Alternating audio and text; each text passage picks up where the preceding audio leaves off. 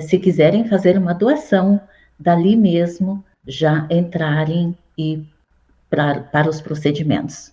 Vejamos agora o vídeo da Mansão do Caminho.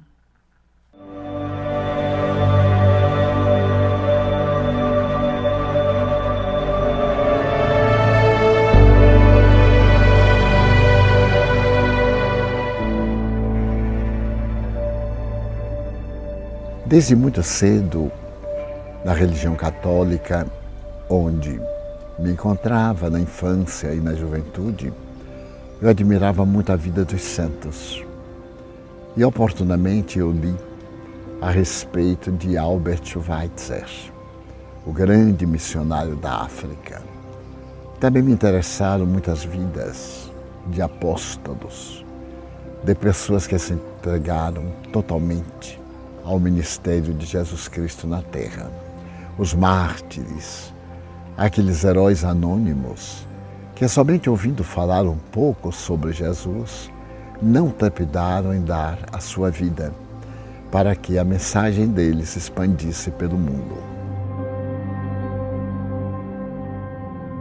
E numa viagem que fizemos de trem, subitamente eu tive como que um desmaio.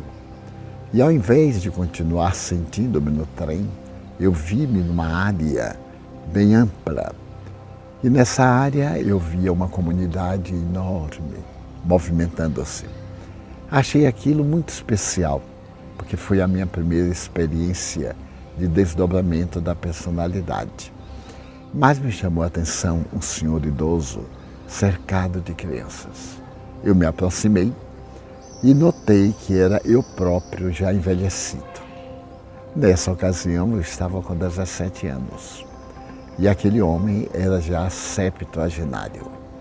Então eu vi uma voz que me disse: isto é o que farás da tua vida. Serás educador de almas.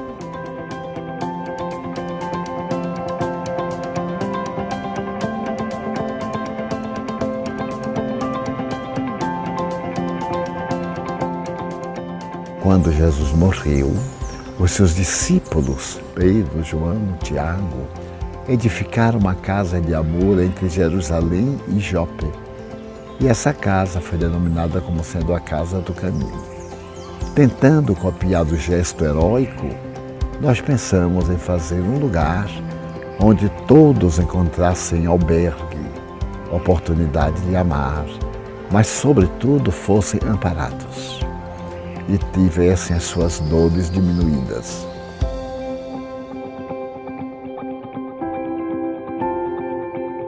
Adquirimos uma área muito grande, de 80 mil metros quadrados, nos arredores da cidade de Salvador, e aí implantamos o nosso ideal. Iniciamos o sistema de casas-lares por volta de 1956, para atender a criança dando-lhe uma família. Essa comunidade é aberta. Nós criamos vários setores, serviços médicos, uma casa de parto, uma creche, depois um jardim, uma escola fundamental, profissionalizando as crianças em diversas escolas. Um curso médio, para que daqui possam diretamente ir para a universidade.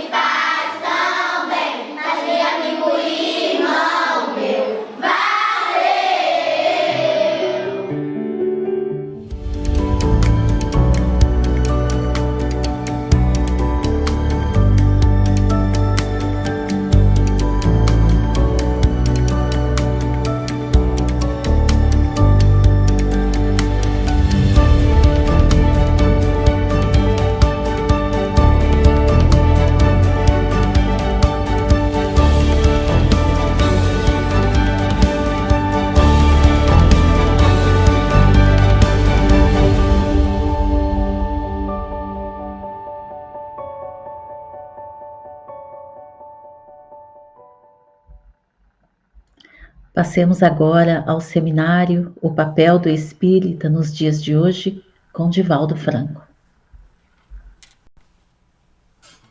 Queridas irmãs, queridos irmãos espíritas, caras amigas, caros amigos que nos acompanham através da Web TV Mansão do Caminho e de outros órgãos da comunicação virtual.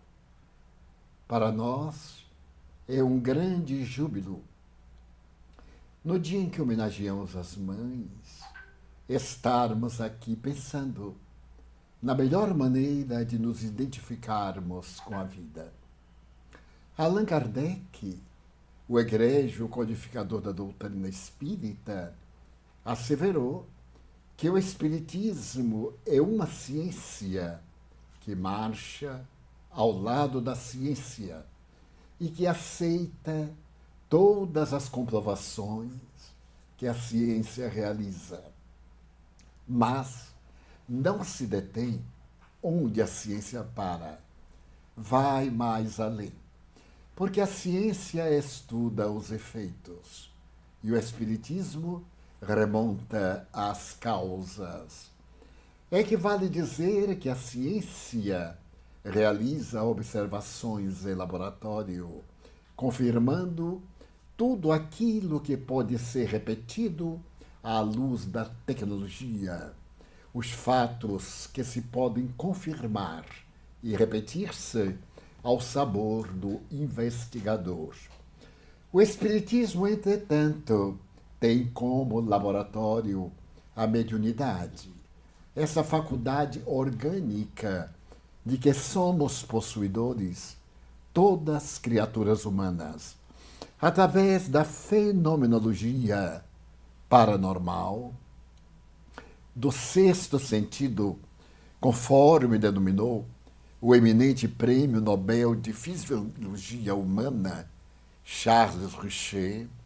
O médium é um instrumento que pode ser trabalhado para demonstrar aqueles fundamentos essenciais do Espiritismo.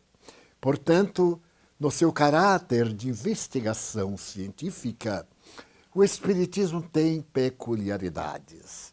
A ciência convencional, acadêmica, primeiro examina o fato, para depois classificá-lo. O Espiritismo apresentou uma técnica sui generis. Primeiro, apareceram fenômenos, e esses fenômenos se declararam como de natureza inteligente. Foram os fenômenos que asseveraram a imortalidade da alma, demonstrando a indestrutibilidade do ser após o decesso celular. Curiosamente, chamado à investigação, o professor Rivaio constatou que eram as inteligências daqueles que viveram na Terra que promoviam os fenômenos. Então é uma ciência que a si mesma se explica, dizendo que eles eram imortais e, por essa razão, estavam de volta ao conúbio humano para demonstrar que o desaparecimento das moléculas materiais de maneira nenhuma lograva o desaparecimento da energia vital de que é constituído o universo.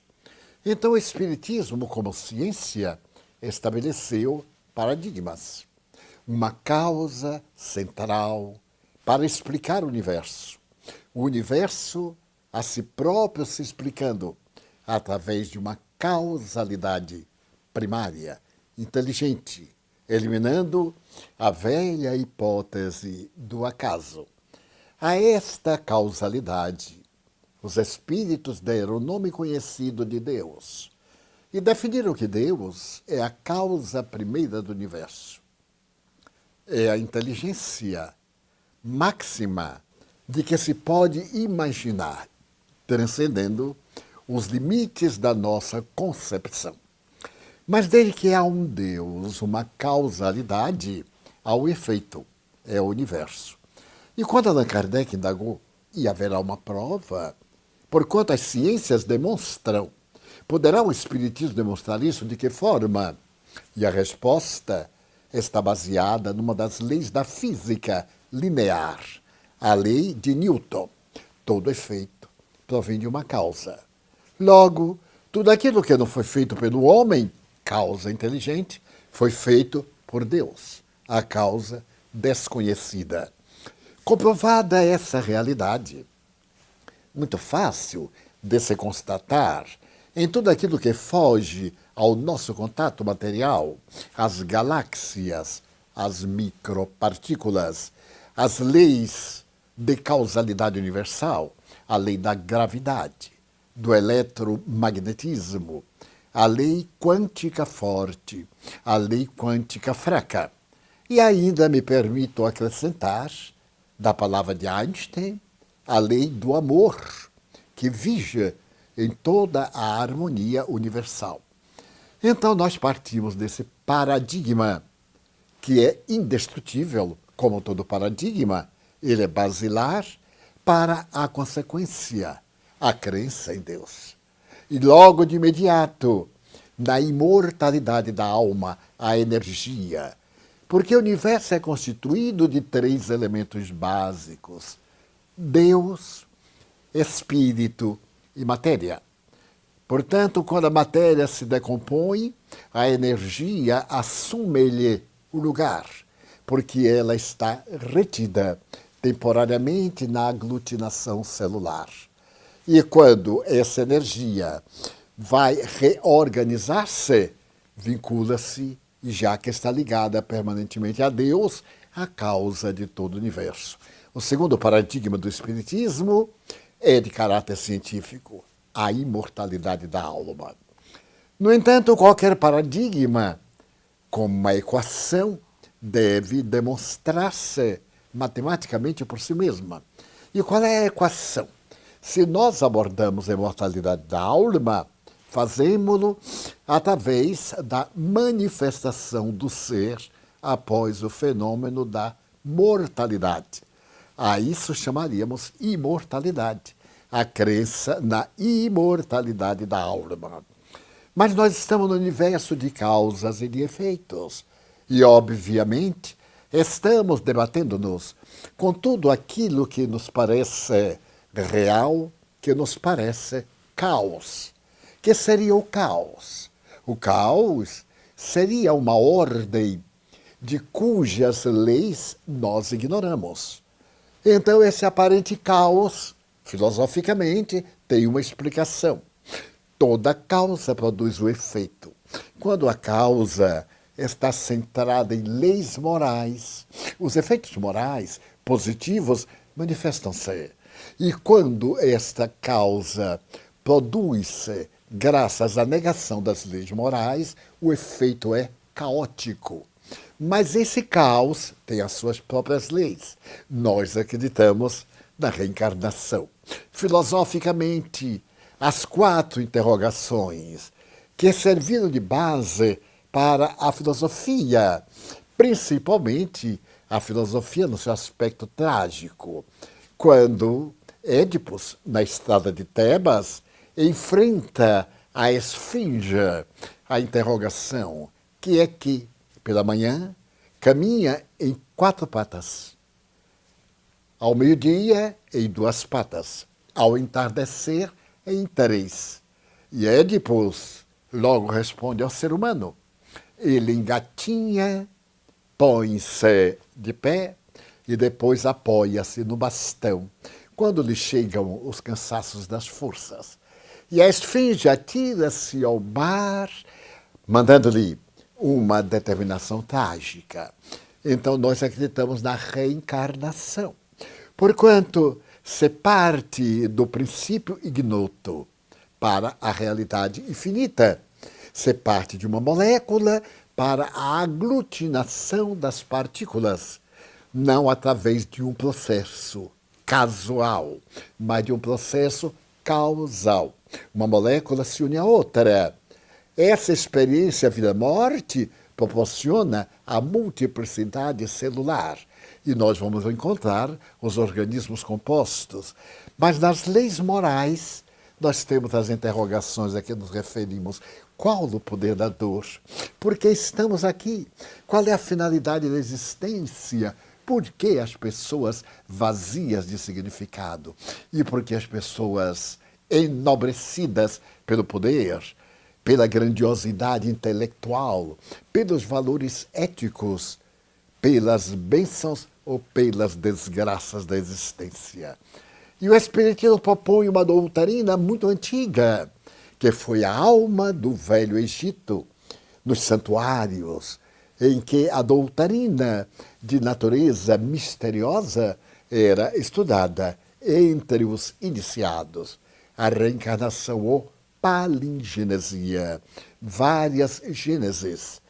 Então a reencarnação, que não é uma doutrina do Espiritismo, é uma crença multissecular do pensamento humano, pode agora ser demonstrada através de realizações de natureza material, através de experiências psicológicas, fisiológicas, do tempo, do espaço, através das estruturas da física nuclear. A reencarnação é outro paradigma da doutrina espírita. Mas ainda existem dois outros paradigmas, porque nós não estamos atirados ao azar. Neste universo, nós estamos dentro de um mundo lógico de leis às quais estamos submetidas, em um universo de 6 trilhões de galáxias. Então, nós acreditamos que essas galáxias têm vidas com as características químicas, biológicas, que são próprias à manifestação da vida em cada lugar. Imaginemos os répteis, os peixes, que vivem num mundo totalmente complexo e diferente daqueles para nós, cujo aparelho respiratório é superior. As nossas vias respiratórias jamais poderiam manifestar-se na condição de um réptil, na condição de um peixe, porque não poderíamos viver apenas com os pulmões, que nos facilitam a troca do oxigênio graças aos batimentos cardíacos. Então, para nós, o quinto paradigma é a pluralidade dos mundos habitados. O universo não continuaria a produzir novas galáxias, resultado da poeira das estrelas, e desaparecerem galáxias nos buracos negros, nesta volúpia que nos apresentam os telescópios, especialmente aqueles que estão fora da Terra, apresentando-nos fotografias de galáxias que surgem de universos paralelos que morrem. Mas, por fim, esses paradigmas vão a uma fonte única, uma fonte ética. Para que nós vivamos, existem leis que nos estabelecem comportamentos. A filosofia estabelece o comportamento de acordo com seu autor.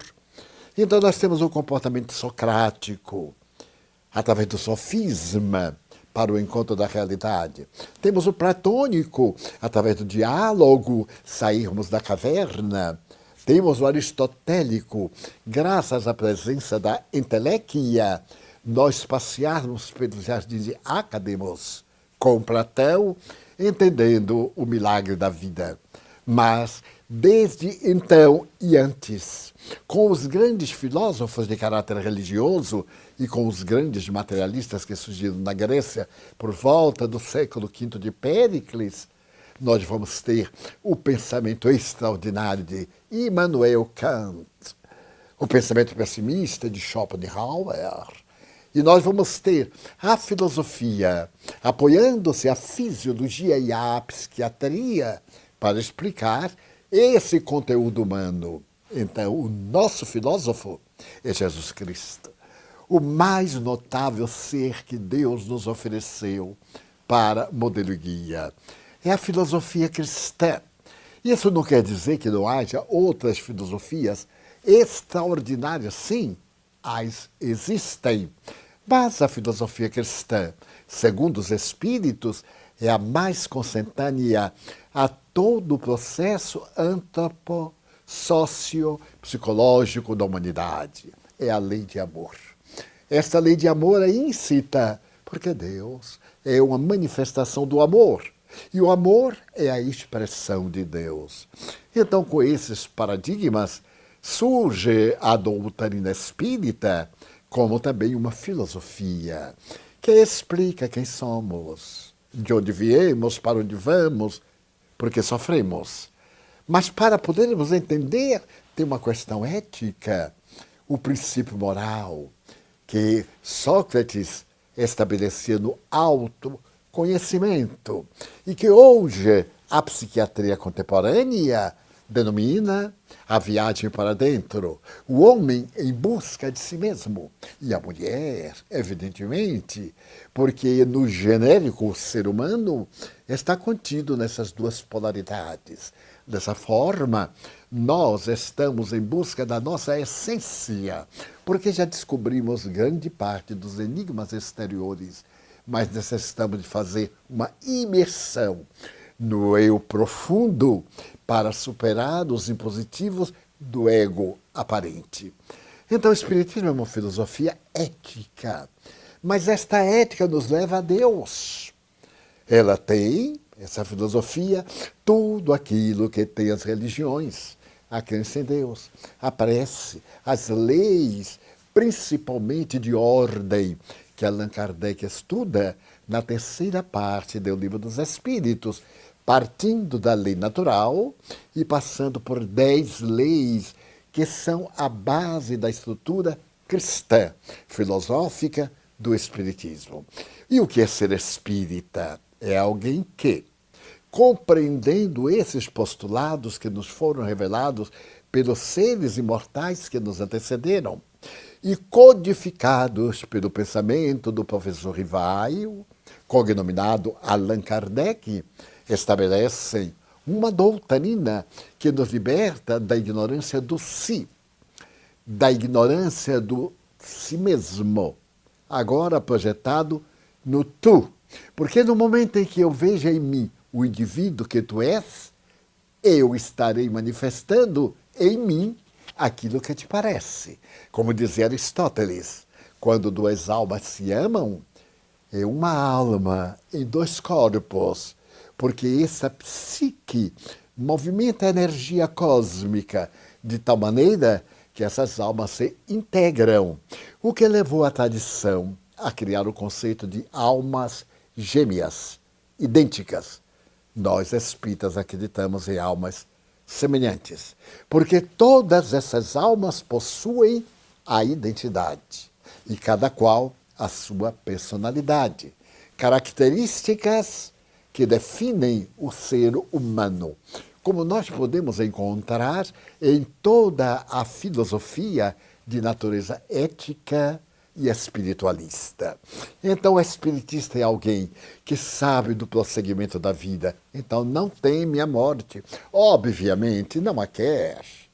Está no mundo de organização sensorial, em que a aparelhagem fisiológica mantém o contato da ilusão proporcionada pelos átomos. Tudo é não conforme nós vemos, apalpamos, sentimos, mas conforme os átomos demonstram. Se por acaso eu desejo saber, neste momento, aonde está uma partícula do átomo, um elétron, no instante que eu formulo a pergunta, ele já não está. Porque o elétron em volta do núcleo movimenta-se com a velocidade de 85 mil quilômetros por segundo, no sentido oposto ao próton, que o faz de outra maneira.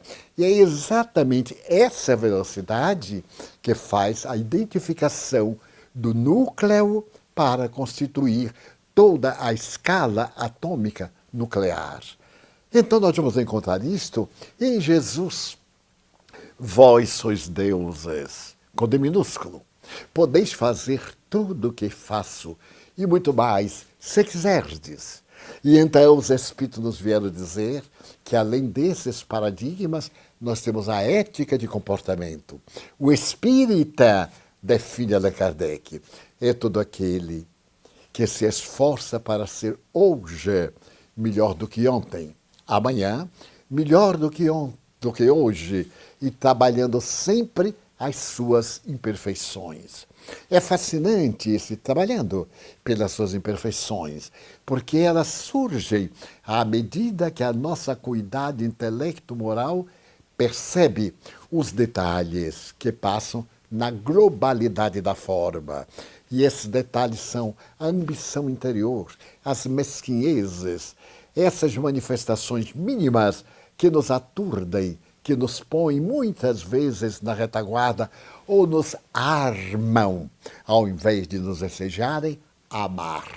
Ficamos armados para podermos, no mecanismo de preservação da espécie, nos mantermos. E então dizemos que isto é amor.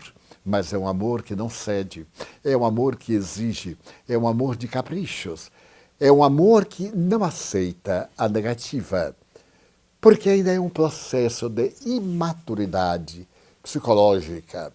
Quando eu tive a ocasião de ler A Noite da Alma, que hoje Jung denomina como sendo a sombra, eu pude entender exatamente essa noite que está na história desde há quantos séculos. Era a primeira manifestação da psicologia cristã para mostrar a sombra e a luz amparada pela sombra, que deve iluminar. E ao iluminar, diluir a sombra. Não é matar, diluir, penetrar naquelas partículas de obscuridade, levando os fótons. Por isso mesmo, o fóton na luz pode apresentar-se como onda e como energia. De um lado, energia, do outro lado, matéria, fazendo a sua curvatura para a luminosidade. Então, o espírita é o indivíduo masculino ou feminino que encontra na doutrina que esposa as diretrizes de comportamento saudável. E qual é a sua tarefa? É viver integralmente esses saudáveis comportamentos. Mas nem sempre consegue, porque nós estamos numa escala estequiogenética de evolução e variamos de acordo com os graus de nossa consciência. Os 5 dedos da mão nasceram no mesmo instante, mas cada um tem o seu objetivo, a sua finalidade, e por isso são diferentes. Sem eles, não poderíamos apalpar. E sem as diferenças, não poderíamos reter. Somos almas criadas em períodos diferentes, com características diferentes. Eu posso ser uma alma nova, mas Einstein, obviamente, é muito mais velho do que eu, como sendo uma alma pelo arquipélago do conhecimento que jazia no seu mundo íntimo e que ele revelava desde muito cedo, embora não fosse bom matemático, como citam alguns dos seus biógrafos. Graças ao matemático Fermi, o italiano da física quântica, é que ele conseguia equacionar os seus pensamentos e elucidar as suas equações. Então, o espírita, neste momento de caos, sem dúvida, estamos sob a ação deletéria de uma pandemia e vemos nisto um caos, pelo limite da nossa percepção. Os espíritos superiores veem uma ordem. Como o nosso comportamento moral não tem correspondido à expectativa, nós geramos fenômenos psíquicos destruidores, porque a nossa mente é um grande dínamo que gera, que produz, é um dínamo de força. E nós temos procurado fazer que esses geradores produzam grandes ruídos, que produzam fenômenos muito perturbadores. E nós temos os vibriões mentais. Nós podemos, através do pensamento, examinado pela parapsicologia, as manifestações psicocinéticas, acender uma luz, deter o pêndulo de um relógio, fazer que uma semente germine em 10, em 20 minutos, o que gastariam meses, até frutecer o que gastaria anos, através da aceleração de partículas. A parapsicologia demonstrou-nos grandemente isto. E nós poderemos, inclusive, gravar as vozes, como aconteceu em Estocolmo, a partir de 1956, bem no coração da querida Suécia.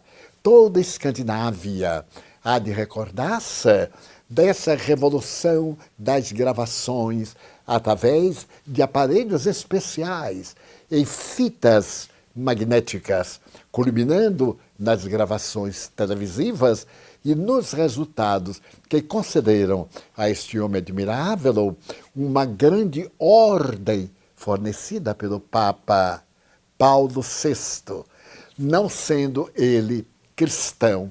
O cientista recebe do Vaticano uma comenda de um santo russo pelos esforços incomparáveis de comprovar a imortalidade da alma. Então, qual é a função do espírita neste momento?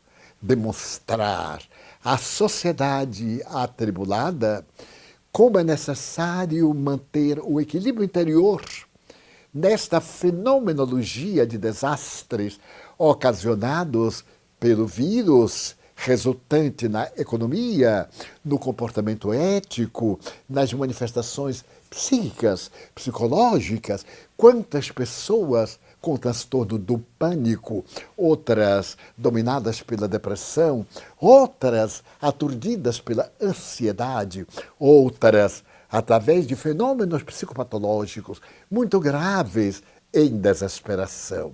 Então, nosso compromisso hoje, nestes dias, é o de levar a luz do conhecimento. Não temamos a morte, é fenômeno biológico, ela virá. Claro que não queremos que venha até nós através dessa manifestação terrível pandêmica. Não, mas do fenômeno biológico no momento próprio.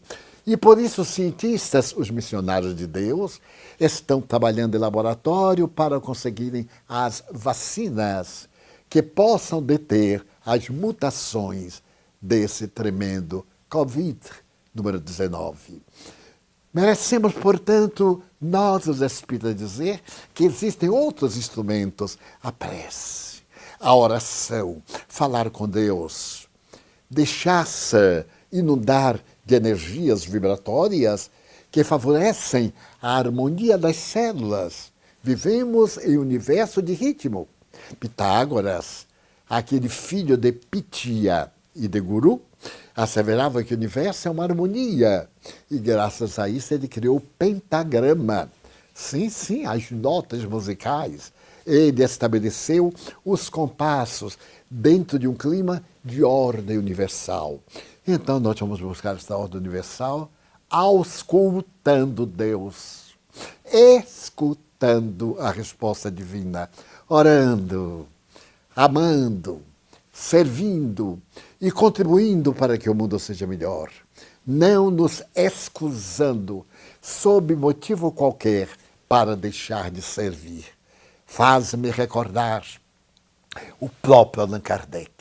No dia 2 de abril de 1870, os seus restos mortais foram transferidos do cemitério de Montmartre ao cemitério do Père Lachaise, o cemitério monumental, e foi erguido Dolmen, o monumento druídico de pedras, 4 pedras formando o túmulo de Kardec. Era uma homenagem aos antigos druida que ele fora no século I antes de Jesus. Então, a União Espírita Belga mandou construir no cemitério monumental um lugar para ele e a sua esposa Amélie Gabrielle Baudet. E no dia 2 de abril, um ano após o seu sepultamento em Montmartre, ele é trasladado para o cemitério monumental. E ali um grande amigo, Alexandre Delany, seu amigo e companheiro, o primeiro a correr para atendê-lo quando ele teve um insulto cerebral e caiu fulminado na passagem Santana, onde morava, escreve uma linda carta. Adoeceu e não pôde ler a carta, o discurso da transferência do cadáver de um para outro túmulo. E nesta carta, que então foi lida, ele recorda Allan Kardec. E em determinado momento ele repete Camille Flammarion. Não, não é um adieu, é um au revoir, não é um adeus, é um até logo. Nós nos encontraremos. Mas então ele revela o homem desconhecido, Allan Kardec, o intelectual, o batalhador, o homem de ciência, o líder, todos conheciam. Mas não conheciam o cidadão bom, generoso, amigo, que se compadecia da dor do seu próximo. Quando lemos o céu e o inferno, comovemos-nos com uma comunicação muito delicada da viúva Foulon, que havia sido amiga de Kardec e de Madame Allan Kardec aqui na Terra. Ela era uma miniaturista, uma pintora de gemas, de pedras preciosas, e ficou cega. Então, seu instrumento de trabalho deixou de ser executado. E Allan Kardec socorria monetariamente. Ajudava, mas não apenas a viúva Foulon, ajudava indistintamente. E Alexandre Delane conta de uma visita que ele fez a Lyon e percebeu que o seu anfitrião passava por alguns problemas e dificuldades. Discreta e honorificadamente, chegando a Paris, ele manda algumas moedas de ouro, embrulhadas no papel cor-de-rosa, para o amigo que estava em dificuldades, mas não assinava a doação da parte dos bons espíritos. É Jesus, dai com a mão, sem que a outra saiba. Eu tenho lido instituições espíritas e religiosas fazendo bem, muito bem, e anunciando estatisticamente quantos pães deram hoje aos esfoimados. Será que é isso? Será que é estatística? Será que nós teremos que anotar o nosso sorriso? Nós contamos as gotas de sangue da face do Cristo por amor a nós? Na lapidação, quando ele foi levado às chibatadas defronte do pretório, nós contamos as suas lágrimas ali no Jardim das Oliveiras, enquanto os companheiros dormiam e ele vigiava. Então, Allan Kardec nos exemplifica na caridade. E por isso a caridade é o padrão moral no qual assentamos a base do nosso amor. Sem ela, não há salvação. Isto é, a criatura humana não se encontra consigo mesma. Então é o reino dos céus. É o equilíbrio psicofísico. Salvar-se é encontrar a harmonia interior que vai levar ao reino dos céus, sem dúvida. Então, este homem, Allan Kardec, está muito bem descrito pelo seu amigo íntimo, que invariavelmente era o portador das suas dádivas, das suas mercês. Porque o Espiritismo hoje, na Escandinávia, não teria muita oportunidade de oferecer moedas de ouro, embora haja miséria econômica, sim, onde não há. A miséria econômica é o fruto espúrio, muitas vezes, da miséria moral. Os casebres abandonados. Quem pode, o espírita que leu as mensagens do Espírito Caritas, falando dos infelizes de Paris, daquele grupo de mulheres que trabalhava fazendo casacos para as crianças no frio terrível de Paris, também na Dinamarca, também na Suécia, também na Noruega, os queridos países onde nós temos estado levando a mensagem de Jesus Cristo. Na Noruega, da paz, do Prêmio Nobel da Paz. Na Suécia, dos Prêmios Nobel de Literatura, de Química, de Física, das Ciências. Ah, sim, porque a miséria moral é da alma. E muitos indivíduos estão no ápice da fortuna, com a alma estrangulada de fome, de amor, com a alma sob o peso terrível da culpa, com a alma esmagada pelo arrependimento. Então, o espírita, neste momento, tem como dever essencial a lei da caridade. Através das comunicações virtuais, descobrir os infelizes e ajudá-los. Mandar-lhes uma carta. Alguém que viu partir, devorado pelo vírus, um ser querido, escrever-lhe docemente: não chore mais. A vida prossegue. Vai chegar o momento em que você reencontrará o ser querido. Mandar-lhe de presente uma obra da codificação. Se for um conhecido que lhe dê chance, o pão da palavra. As palavras de Cristo são de sabor de vida eterna.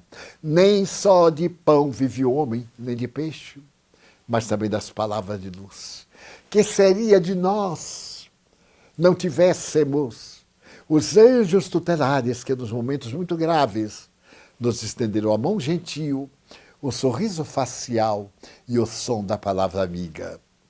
Então vivemos um momento em que nós, os espíritas, somos convidados ao trabalho ingente de amar e de servir e de demonstrar, através da vivência nos momentos difíceis, não desistir nunca, não desanimar. Errou, não devia ter errado, mas errou. Retifica o erro. Nós somos o propósito da psicopedagogia. O primeiro código da metodologia psicopedagógica é o erro e o acerto. É através da repetição que nós definimos o equilíbrio. Aqui voltemos à parábola mitológica do começo. A criança quantas vezes cai até aprender a andar? O idoso também quantas vezes cai até apoiar-se na terceira perna, o bordão, o cajado, a bengala, seja o que for, na atualidade, vários equipamentos de proteção.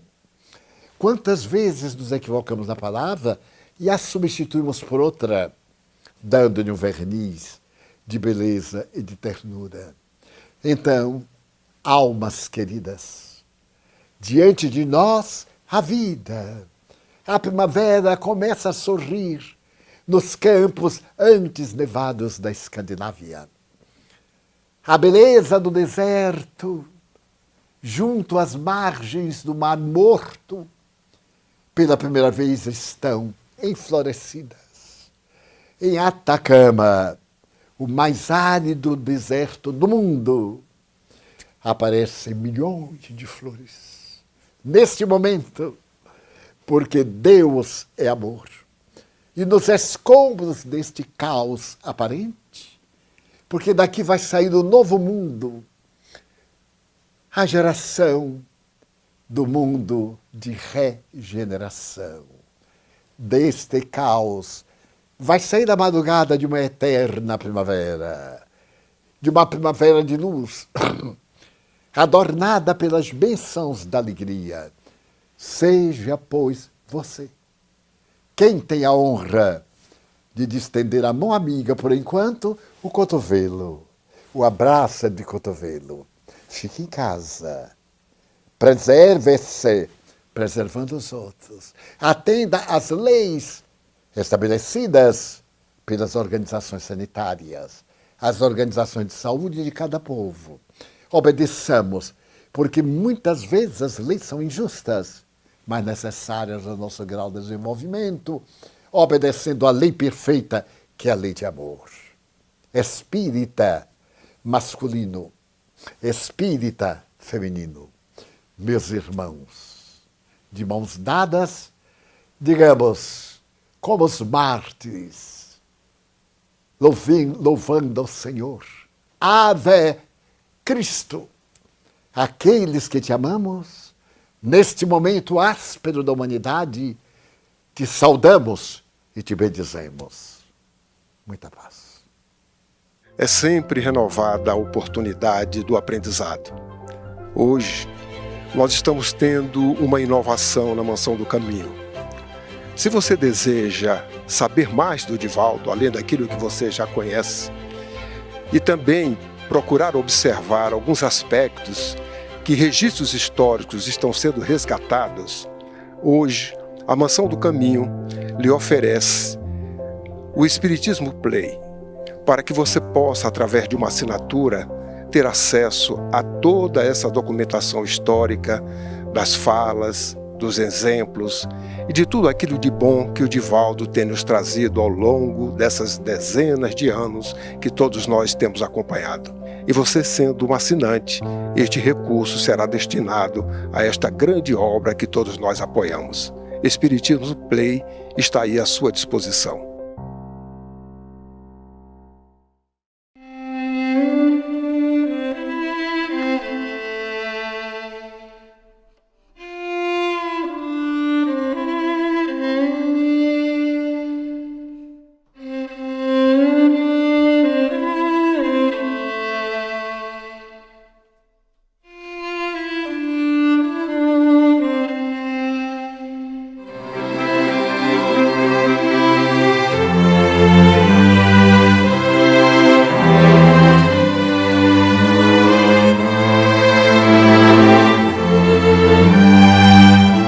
A notícia da esperança nestes tumultuosos dias da humanidade.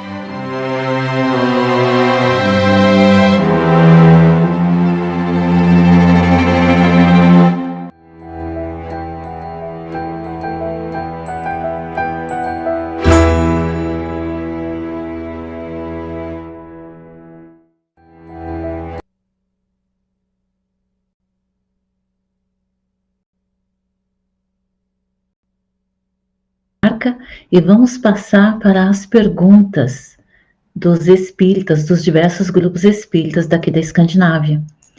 Divaldo, a primeira pergunta que gostaríamos de fazer, nós temos 12 perguntas e vamos tentar, na medida do possível, respondê-las todas. Mas a primeira é: como promover o espiritismo e a codificação de Kardec num país machucado pela religião e reticente contra qualquer forma de filosofia e religiosidade? Como proceder quando a mensagem espírita não é aceita e até rechaçada em certos lugares? Deveremos repetir dos cristãos primitivos. Roma estava exausta dos deuses, das convicções falsas de profetas. A Grécia estava em decadência. E os cristãos removeram todos os obstáculos, mostrando que todos estavam errados. É muito comum dizer-se que a maioria é que tem razão. Na filosofia, não. Todos estavam contra Sócrates. E, no entanto, ele estava certo. Jesus foi crucificado pela maioria e a sua mensagem era de vida eterna. Ocorre que nós, espíritas, ainda somos um pouco temerários, receamos muitos conceitos sociais. Eu tenho viajado pelo mundo inteiro, estive aí na Dinamarca, estive também na Suécia, em toda a Escandinávia, em que sequer pronunciava-se o nome de Deus. E nunca tivemos um problema. As notícias do Espiritismo são propaladas. Desde que apareceu a comunicação virtual, foram colocadas em público e atraíram pessoas também locais, filhos dos países, ateus. Mas são ateus porque talvez as religiões que eles tiveram não lhes satisfizessem. Nós vimos, por exemplo, Einstein falar hoje com segurança sobre Deus. Claro, ele falou à sua época e hoje está sendo revelado. Então nós deveremos insistir. E se a pessoa levar em zombaria, como cristãos, nós compreendermos. É uma longa cultura, mas também lembrar que a reencarnação trará espíritos que acreditam na reencarnação. Estamos nessa grande renovação e não serão apenas espíritos terrícolas que estarão repetindo, mas que vêm de outra dimensão, enquanto os maus, os incrédulos, os perversos, irão experienciar a sua existência em mundos inferiores. Então, persistir e manter pelo exemplo. Porque a decepção com as religiões? Porque fomentaram guerras, disputaram posições sociais, procuraram elevar o ego em detrimento do self. Nós, espíritas, façamos exatamente o oposto. Demonstremos que aquilo em que cremos é válido para nossas vidas. Muito obrigada. E mais uma pergunta, desta vez da Suécia. Nesse momento de reclusão social, onde temos usado ainda mais a mídia social para a interação, seria oportuno desenvolver aqui na Escandinávia atividades que ajudem a divulgar a doutrina espírita para o público local? Seria uma oportunidade para os poucos grupos em cada país se unirem para a divulgação do espiritismo através dessas possibilidades? Unidos somos forças, separados somos debilidades. E o maior exemplo de espiritismo será a nossa união, porque senão serão palavras douradas com exemplos de latão. É imprescindível que nos unifiquemos. Primeiro os indivíduos espíritas nos unamos, depois as entidades, porque predicamos os mesmos fatores essenciais. Mudamos o idioma sem mudar de conteúdo. E poderemos em toda a Escandinávia ter o mesmo propósito, ao unirmos forças uns nas entidades dos outros, intercambiarmos pessoas, realizarmos conferências públicas, colocarmos páginas no Instagram, no Facebook e outros veículos, no Twitter, colocarmos as nossas ideias. Temos direitos. Alguém lê. Quantos de nós temos sido salvos porque lemos uma frase? E quantos de nós nos tornamos espíritas ocasionalmente lendo uma página que parecia não ter um grande significado para quem escreveu, mas um profundo significado para quem está com fome de amor? É perfeitamente válida a sugestão. Obrigada. E agora uma pergunta da Dinamarca. Estamos trabalhando em alguns livros da codificação, passando para a língua local do país. Você nos aconselha a fazer todos os 5 livros da codificação? Nós temos limite no nosso conhecimento da linguagem, não somos tão capacitados quanto gostaríamos. O que você acha disso? Acho que sim. Mesmo que alguma tradução saia com qualquer deficiência, será corrigido posteriormente, à medida que os próprios leitores vão dedicando-se a conhecer, eles poderão nos ajudar na retificação. Eu me recordo que até há pouco tempo não havia o Evangelho segundo o Espiritismo em alemão. E uma amiga nossa, Enya Seifert, começou a fazer uma tradução maravilhosa.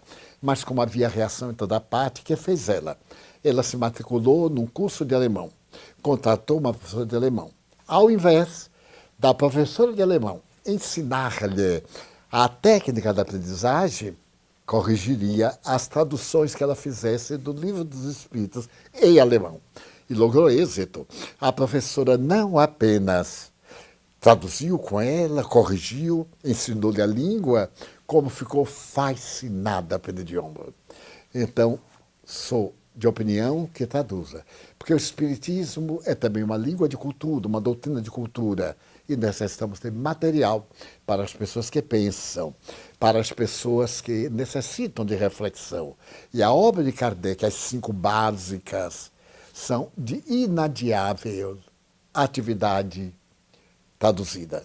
Comecemos na ordem de Kardec, o Livro dos Espíritos, o Livro dos Médiuns, o Evangelho, de primazia, e lentamente vamos o Céu e o Inferno e a Gênese. Mas vamos purificando. Esse esforço é extraordinário.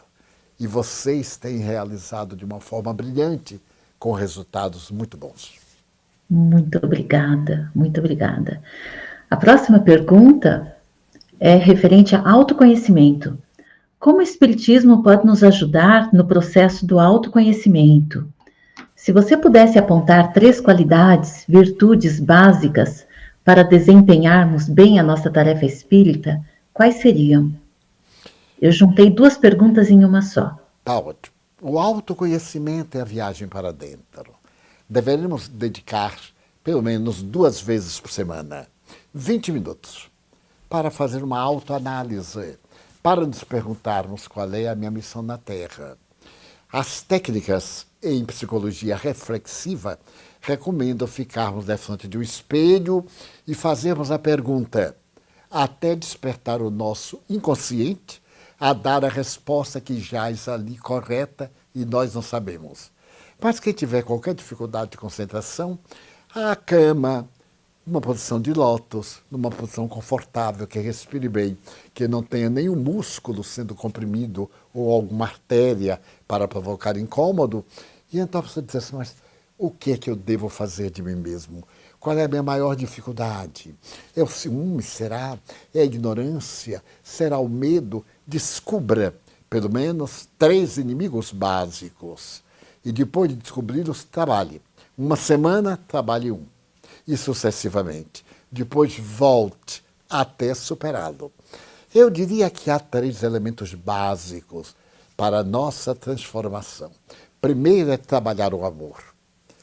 Todos nós nascemos sem o sentimento do amor, com o instinto de apoio, de amparo, que nos dá a preservação da vida. Então começamos a amar, fazer uma seleção a pessoas que nos são antipáticas. Mas ele não tem culpa. Ela não tem culpa de ser antipática. É que eu implico facilmente. E vamos melhorando-nos. Então, esse primeiro trabalho, assim, vamos ser gentis com as pessoas difíceis. E as pessoas difíceis serão gentis conosco. Primeiro, amar. Tente amar. Segundo, não desista dos pensamentos bons. Os técnicos diriam, não desista dos seus sonhos. Esses sonhos são a vida, são a beleza. Terceiro, faça o bem. Seja qual for o bem, faça. Por menor que seja, e não divulgue. Para se tornar natural, faça-o pelo prazer de fazer. Eu estava olhando há poucos dias o Face. Infelizmente tenho pouco tempo, mas sempre que tenho, eu olho para aprender. E alguém comentava, havia no chão uma criança com várias pipas e a criança parecia estar dormindo sobre o cimento.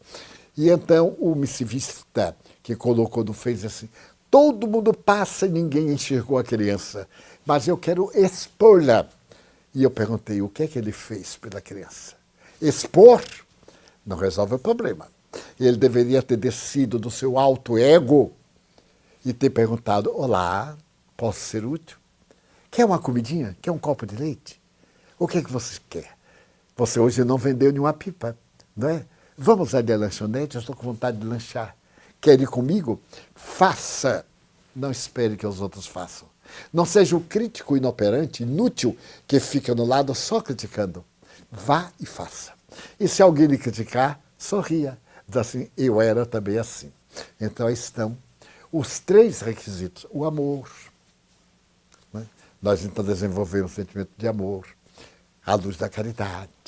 E olharmos o nosso próximo com mais simpatia. Isto nos ajuda. Digo porque são as técnicas que eu uso para mim mesmo. Qual é a importância do Evangelho no lar neste momento de transição planetária? É a importância da alimentação para a alma.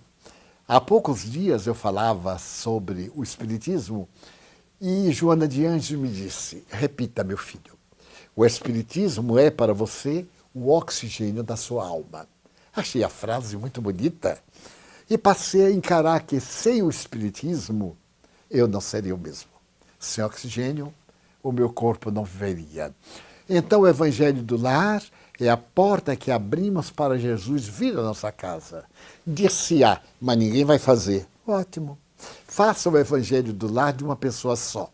Eu tenho um amigo muito querido que me está ouvindo agora no Rio de Janeiro. A família toda se opunha. A esposa, os filhos já em uma idade irregular, ele não impôs.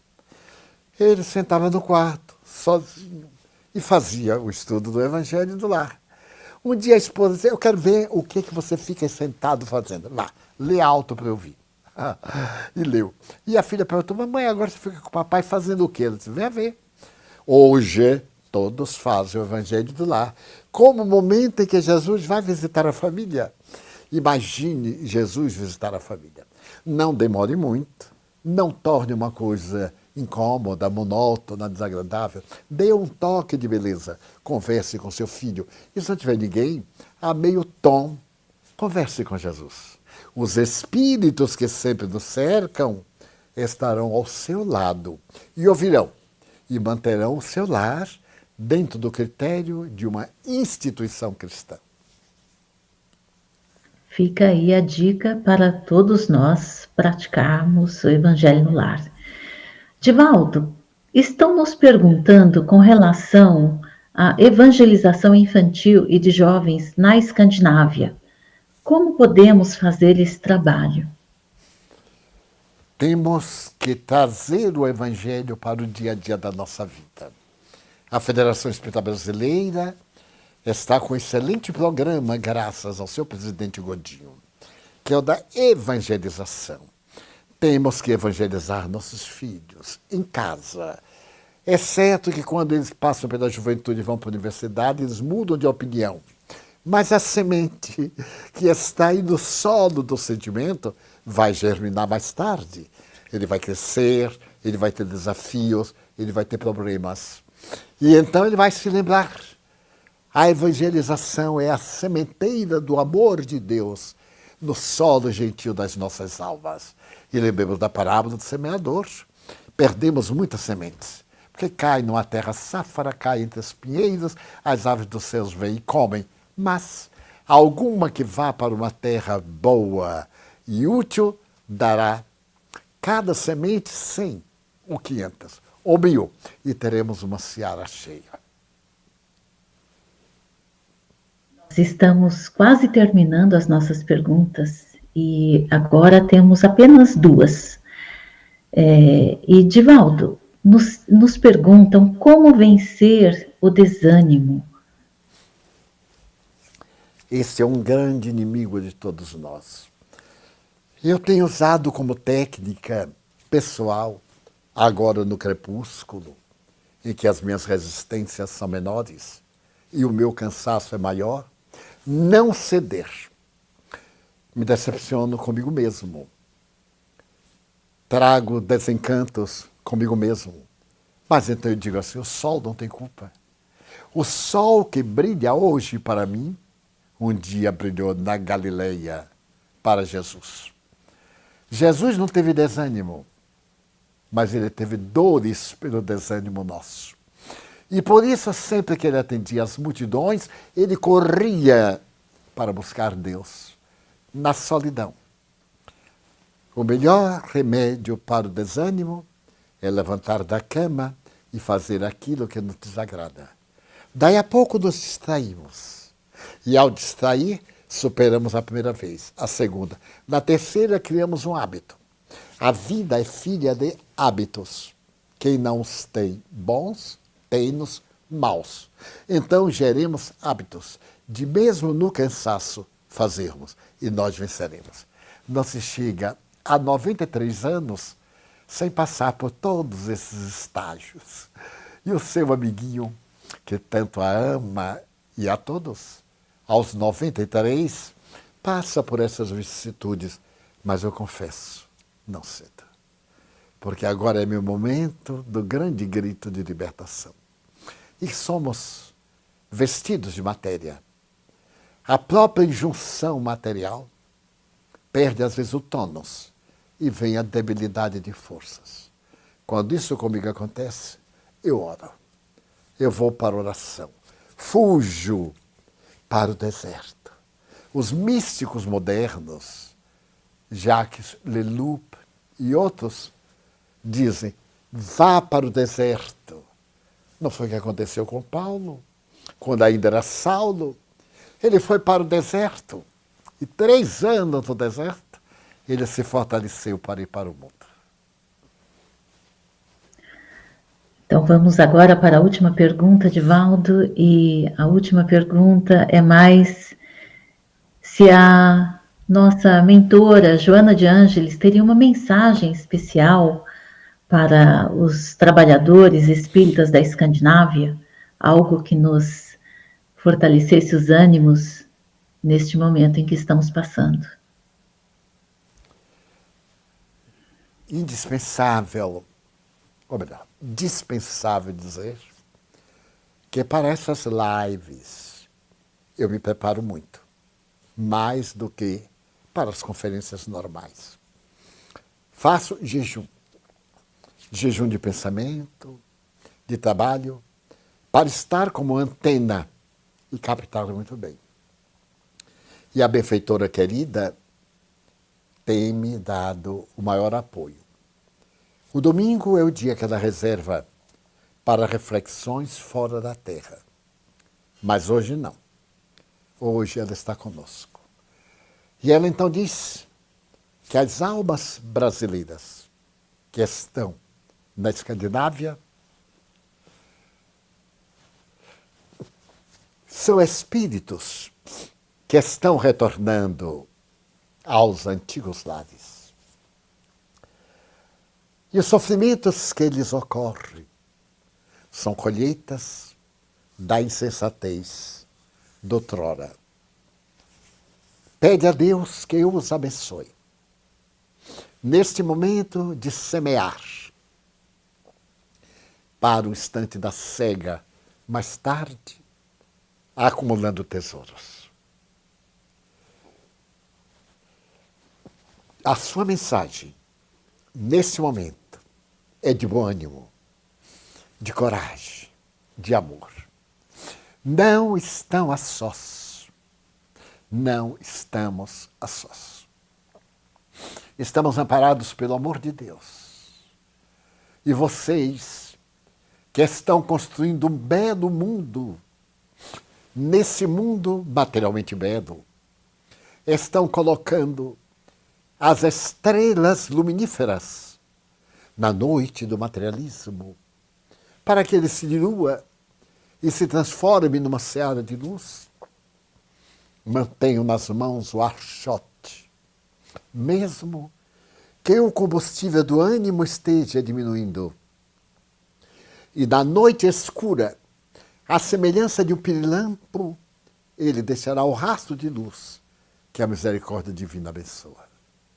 São as palavras dela. Muito obrigada. E agora estamos chegando ao final desta live. Vamos passar agora aos agradecimentos finais e fiquem conosco, porque Divaldo estará nos trazendo ainda uma última mensagem quando eu terminar os últimos agradecimentos. Eu vou iniciar os meus agradecimentos em dinamarquês e depois farei em português. Jeg vil gerne takke alle jer, der har fulgt os i dette live-program her i aften. Og da det er Mors Dag, vil vi her gerne sende en speciel hilsen til alle mødre i dag.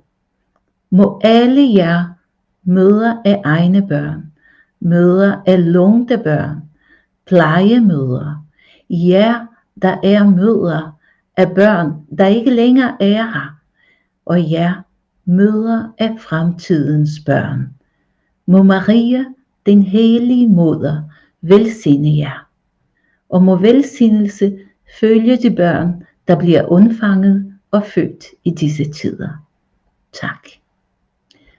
O nosso muito obrigada aos senhores Dr. Juan e Divaldo Franco. Divaldo, gratidão é uma palavra muito pequena para expressar os nossos sentimentos. Todos esses anos de viagem, noites em hotéis, comidas estranhas, diferentes modos de organização de eventos, certamente tudo isso tem exigido muito de sua parte. Penso que será necessário se passe ainda alguns anos até que nós nos daremos conta do real significado dessa oportunidade de convivência que temos tido até agora com você. São ensinamentos que não têm preço.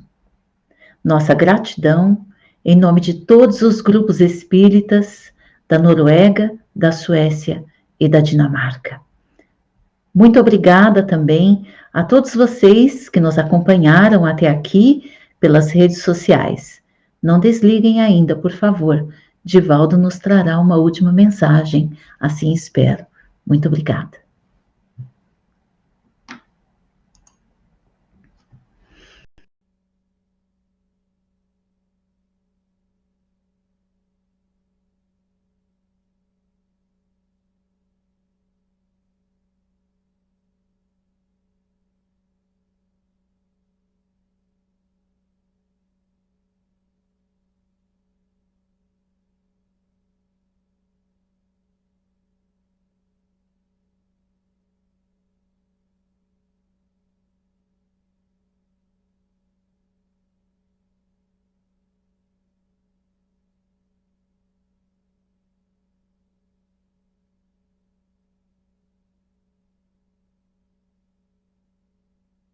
Ternura nos envolva a todos, especialmente neste momento de aridez de sentimentos.